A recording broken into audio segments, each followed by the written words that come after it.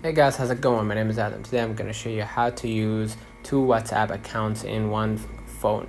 So what you're going to do in order for this to work out, you can't use the one number in different apps because the personal WhatsApp is only one app, right?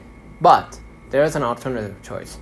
What you're going to do, you're going to just go back to your screen, and then you're going to go ahead to your app store, Google Play, and then you're going to type WhatsApp, right, business.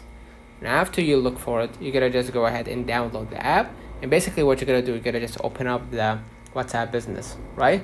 And basically what you're gonna do, you're gonna just agree and continue. And then what you're gonna do, you're gonna just you're gonna just do a different step for that one. You're gonna just click use a different phone number, right? So you're gonna use another phone number if you have another SIM card, right? Or another phone that you're working on professionally. You could just go ahead and add that phone number and confirm via your text message, right? They will send you a code, and then you're gonna verify it, of course. Basically, you're gonna be able to log in with two different WhatsApps in one phone, right?